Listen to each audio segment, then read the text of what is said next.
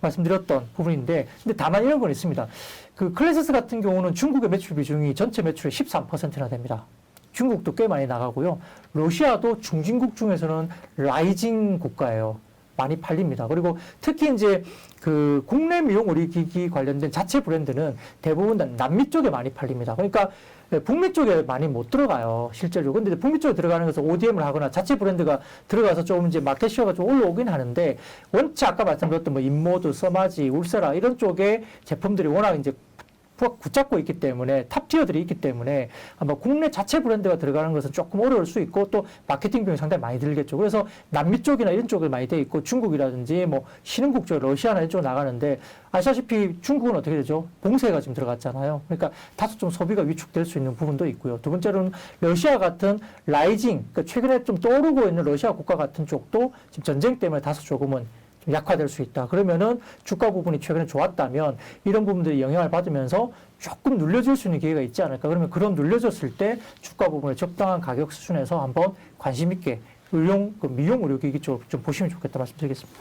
그러면 관련주로 분류되는 것들은 좀 비슷한 흐름인가요? 특정하게 그 중에서 이렇게 뭐 하나를 찍기는 좀 어려운가요? 네, 비슷합니다. 네. 뭐 클래시스, 그다음에 제이시스 메디컬, 루트로닉 뭐 이런 게 다 이제 비슷하게 움직인 것 같고요. 뭐 수급을 좀 보시면서 뭐 최근에 보면은 제이시스 메디컬 수급도 상당히 좋거든요. 기관들이 지속적으로 샀습니다. 물론 오늘은 좀 팔았겠죠. 시장이 이제 안 좋았기 때문에. 근데 뭐 그런 수급적으로 좀 보면서 전반적인 흐름에서는 그런 종목들이 좀 나쁘지 않다. 수출 지표 계속 보시고요. 그다음에 제일 좋게 보시는 것은 뭐냐면은 소모품 비중이 어떻게 되냐 꼭 보십시오. 왜냐하면 소모품 비중이 상대적으로 낮았다가 계속 올라오면 매출단도 뜨지만, 예를 들어서 뭐 영업이익률이 원래 40%였다 그러면 그 영업이익률이 소모품 비중이 늘어나게 되면 영업이익률이 45%, 50% 이렇게 막 올라옵니다. 그러면 매출이 올라오면서 이익률이 올라오면 이익은 엄청나게 더 불어나거든요. 그래서 그런 부분들을 소모품 매출 비중은 분명히 리포트나 다른 걸 보시면은 나와 있습니다. 그래서 소모품 매출 비중이 올라오는 그런 종목들을 보시라. 근데 지금 너무 소모품 비중이 차 있는 종목은 상대적으로 좀 약간 피해야 되겠죠. 이미 소모품 비중이 많이 올라와서 매출이 약간 피카를 하는 그런 종목들은 이미 좀 반영이 됐다 보는 거고요. 상대적으로 소모품 비중이 낮은 상태에서 소모품 비중이 쭉 올라오는 모습을 보이는 종목이 좀 더 좋다고 볼 수 있겠습니다. 투자 관점에서는 그렇습니다. 리오프닝은 뭐 화두이죠. 네, 이제 많이 올라왔던 게 부담이었던 건데요. 네. 그 중에서는 미용 의료기기 쪽이 이것도 올랐어요, 그러긴 그죠? 그래도 네. 좀 기회를 주면 편안해 보인다고 말씀을 하셨고요.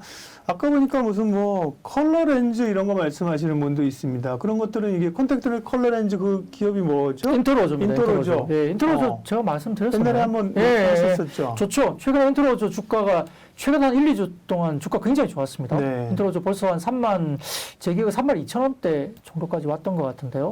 인트로조 굉장히 좋습니다. 인트로조는 올해 실적도 성장하고요.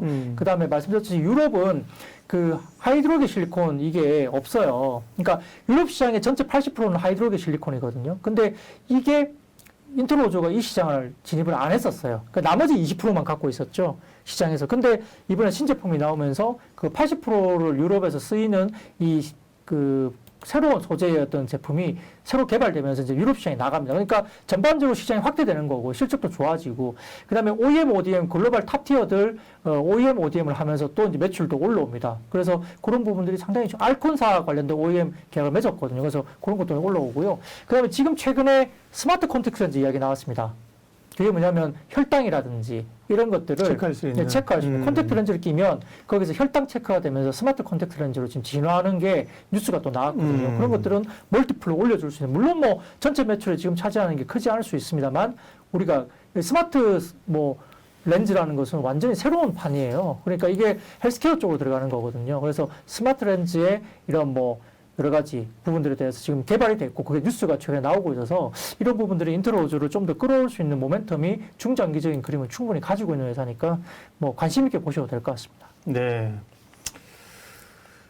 비올도 그런 의혹이 피부문가죠? 비올이라고 말씀하셨죠? 네, 도니님께서 지금 비올을 좀 물어보셨는데요. 비올은 제가 갔다 왔어요.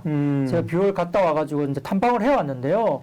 그 비올 같은 경우는 매출단은 좋아져요. 분명히 비슷하게 아까 클래시스, 제이시스 메디컬, 루트로닉처럼 비올이 좋아지는데 상반기까지는 좀 한 가지 아킬레스건이 있습니다. 그 회사가 제가 IR 다녀왔을 때 작년 연말에 다녀왔거든, 12월 달에. 네. 회사가 말하기를 올해 1분기까지는 마케팅 비용이 굉장히 많이 들어갈 거래요. 자기네들이 이제 진입하는 시장에 마케팅 비용을 굉장히 많이 쓸 거기 때문에 1분기에 이익률이 떨어질 거다 이야기를 했거든요. 그래서 1분기 실적까지 보시고 비율을 보시는 게 좋습니다. 그래서 막연한 기대감이 올라갈 수는 없어요. 매출은 굉장히 좋아지는데 뭐죠?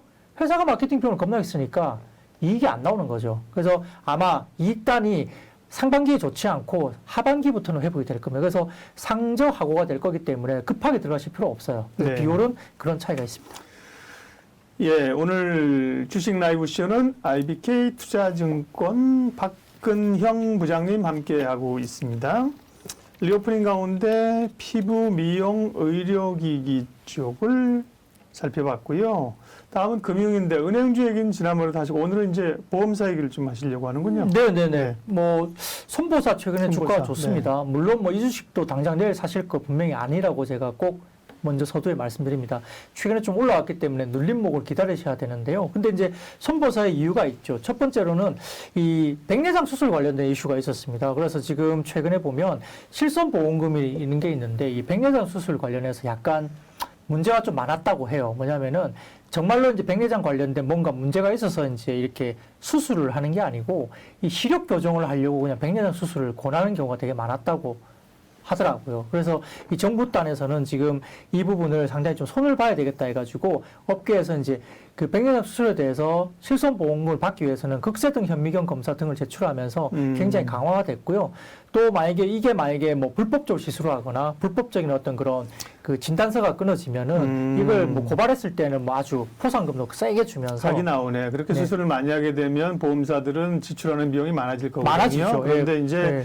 엄격하게 해서 실제 필요한 사람만 하게 하면 너나 없이 하던 거를 수술이 줄어들게 되면 손보사의 이익 구조는 좋아진다. 그렇죠. 왜냐면은 이게 이럴 수 있어요. 뭐 다 그렇진 않을 수 있지만은 뭐 좀 애매한 경우에 의사가 권할 수도 있잖아요. 여기서는 권하죠, 당연히. 네. 네. 왜냐면 매출단이 뜨니까요. 이 그러니까요. 백내장 수술 물어보니까 뭐 심하면 뭐 1,000만 원도 넘어간다고 하는데 예. 수술 한 번에. 그러니까 이게 의사 입장에서는 매출단이 올라오니까 뭐 이렇게 분위기 봐서 이제 그냥 백내장 수술로 가자고 할 수도 있는 거고요. 그러면서 이제 처방전을 쏘고 이제 이렇게 하게 되면 이게 약간 뭐라 그럴까 꼭 필요한 수술이 아님에도 불구하고 약간 좀 남용될 수 있는 여지가 있을 수도 있죠. 그러니까 이러한 것들에 대한 부분들이 제동이 걸리는 거고요. 실손보험금 작년에 백내장 수술로 나간 실손보험금이 얼마인지 아세요?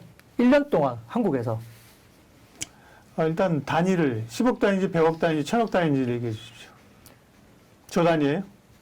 조 단위는 아니겠지. 그냥 생각나는 대로 해보세요. 그렇게 말하면 좀 너무 그렇죠. 네, 네. 그러니까 네. 보험사들이 네.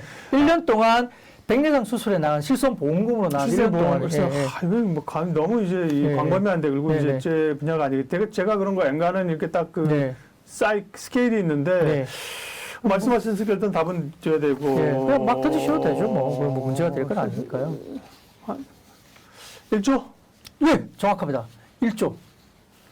근데 1조가 생각해 보세요. 때려 맞춰도 맞춰. 백내장 수술로 이게 실손보험금 지급된 게 1조래요. 1조. 대단한 거지. 엄청난 시장인 거예요. 네. 그러니까 그만큼 약간 이제 정부 당국에서 볼 때는 그리고 이제 보험사 쪽에서 볼 때는 이게 약간 과잉 진료나 과잉 수술로 이제 좀 생각될 수 있는 여지가 좀 있는 거죠. 그래서 그냥 시력 개선을 위한 백내장 수술 건수가 사례가 또 상당히 많았다고 해요. 실제로. 그렇기 때문에 업계에서는 이 보험사의 위험 손해율이라는 게 있잖아요. 그게 문제가 되는데 이 부분들이 개선이 되면 근데 실손보험 든 사람이야. 보험료 꼬박꼬박 내는데, 그죠? 뭐, 막말로 그렇게라도 좀 활용을 해야 이제 보험금 뽑지. 근데 매달 몇만 원 내고 1,000만 원씩 받아가면 이게 문제가 되는 거죠. 네. 그렇잖아요. 네. 그러니까 이제 그게 문제가 되는 거고요. 뭐 여러 가지 부분에서 보험사 관련된 이슈가 그런 것들이 있습니다. 뭐 그래서 물론 뭐 정말 아프셔가지고 수술 받은 분도 많겠죠. 예. 근데 일부 그 부분에 대한 약간 과잉 진료 이슈가 사실은 있었다고 보는 게 맞겠죠. 그래서 이 부분들 때문에 다소 이제 그걸 제동 건다는 점 때문에 위험 손해율이 굉장히 개선될 거다는 부분들이 이제 부각이 된 거고요. 그래서 어제 손보살이 많이 올랐죠, 실제로. 그리고 이제 1분기 추정 손익을 본다면은 그 손해보험사 메이저 5개사 합산이 작년 1분기 대비로도 YY 20% 이상 급증합니다. 어닝 서프라이즈가 나오기 때문에 그렇고요. 컨센 대비 20% 이상 좋으니까 이건 어닝 서프라이즈죠. 그래서 지금 좀 그 회사별로 본다면은 손익 증가율이 DB 손해보험이 21.7% 증가, 현대해상이 19.5% 증가, 멜치화재가 39.6% 증가, 한화 손보가 20.2% 증가, 굉장히 급하게 손익 증가율이 올라오기 때문에 실적 단으로도 굉장히 좋고요. 그리고 또 금리 인상기로 접어들면은 은행주를 포함해서 손보사들은 굉장히 수혜를 볼 수 있죠.